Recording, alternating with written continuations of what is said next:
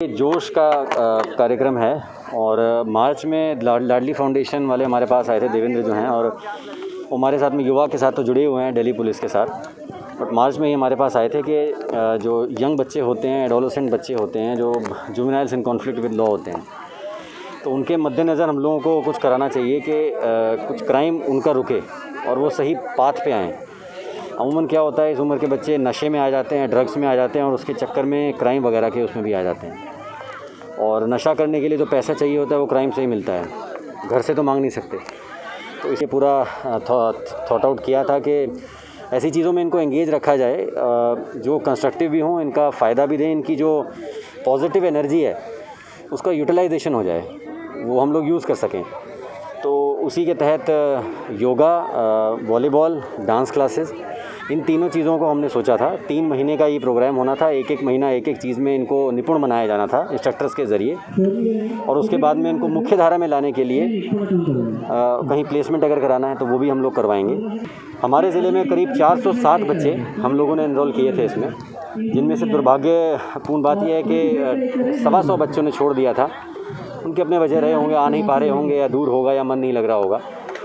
मगर जो बाकी बच्चे हैं वो सारे के सारे आपके सामने मौजूद हैं और इनको बहुत मज़ा आता है, यहाँ पे बहुत अच्छा लगता है खेलने में।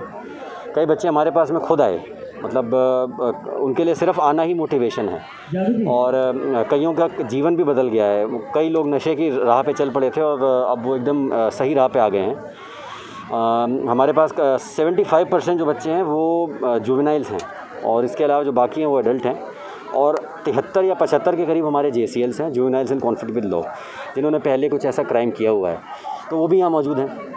वो भी ये सब करते हैं और उनको बड़ा अच्छा लगता है। और आप लोगों ने देखा ये बच्चों में कितना उत्साह है यहाँ पे आके। तो बस यही पूरा कार्यक्रम है। तो जो हमने सोचा था वो यही सोचा था कि जो क्राइम करने का मेन टाइम होता है शाम का 4 से 8 बजे, या मान लीजिए 3 से 7-8 बजे तक, उस टाइम पे इनको एंगेज रखा जाए। तो अभी वही टाइम हो रहा है। हम लोग रोज़ यही कोशिश करते हैं कि इनको उस टाइम पे एंगेज रखें, इनकी एनर्जी को पॉजिटिव वे में यूज़ करें, और जब तक ये घर जाएँ इतने थक्के चूर हो जाएं कि बस बिस्तर पे पड़ के सो जाएं, फिर ये क्राइम को सोचे भी ना।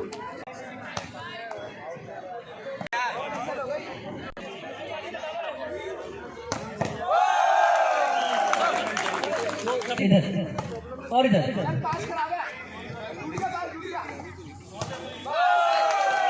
सिगरेट पी ले, बीड़ी पी ले, ये कर ले, वो कर ले, तो मैं उनकी तरफ भी अट्रैक्टिव होने लग गया था, क्योंकि मेरे पे कुछ वो नहीं था, तो मेरे को बस यही सब दिखता था। जब मेरे को पता चला धीरे धीरे कि एक जो सब सोच नहीं पाया कि मैं नशा भी करता था, मैं उस लाइन से इतना दूर होने लग गया कि मतलब मैंने अपनी लाइफ को इतना बदल दिया। अच्छा कर रहा है, कुछ करने जा रहा है, तो मैं इसलिए मतलब मेरी लाइफ में था परिवर्तन का अभियान, और दिल्ली पुलिस को तहे दिल से धन्यवाद कहना चाहता हूँ, जिसने मेरी लाइफ को इतना बदला। धन्यवाद।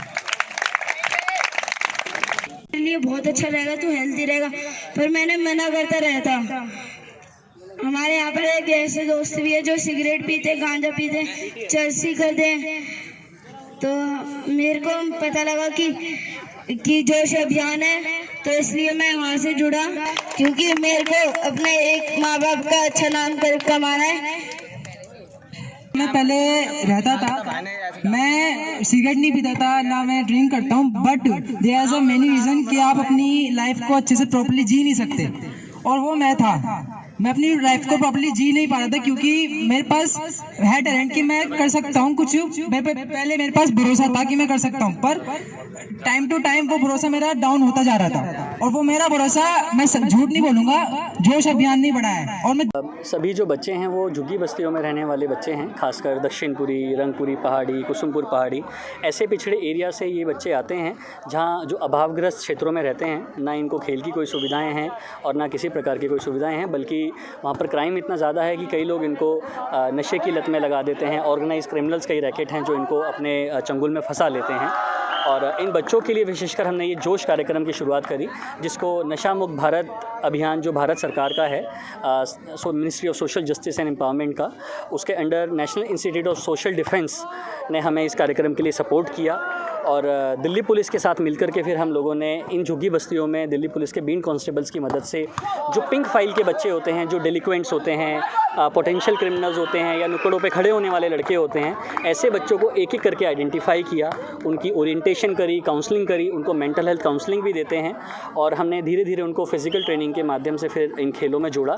यहाँ पर हम उनको न्यूट्रिशन भी अवेलेबल कराते हैं, हम उनको मेंटल हेल्थ ट्रेनिंग भी देते हैं, हम उनको योगा भी सिखाते हैं, बीमारियों से कैसे बचें वो भी सिखाते हैं और उनकी करियर काउंसलिंग भी करते हैं कि अपने परिवार की नज़र में सम्मानजनक स्थिति कैसे बनानी है और देश के लिए कैसे आगे बढ़ना है। किस एज ग्रुप के बच्चे हैं, किस एज ग्रुप के बच्चे हैं और कितने बच्चे हैं? ये सर 8 साल की उम्र से बच्चे शुरू होते हैं और ये 22, 23, 24 साल तक के बच्चों को हम लोग इस कार्यक्रम के साथ जोड़ रहे हैं। ट्रेनिंग होती है और ट्रेनर कहाँ से जी होते हैं, कैसे होते हैं? लगभग 1157 बच्चे इस कार्यक्रम में हमारे साथ जुड़े हैं। हमने आइडेंटिफाई किए हैं 20 थाना क्षेत्रों में और डेली हम शाम को ये ट्रेनिंग कराते हैं। वल्नरेबल आवर्स जो डार्क आवर्स शाम के जो होते हैं, अंधेरे वाला जो समय होता है, ताकि अंधेरे के समय ना ये नशा करें और ना ही क्रिमिनल एक्टिविटीज़ में जाएं।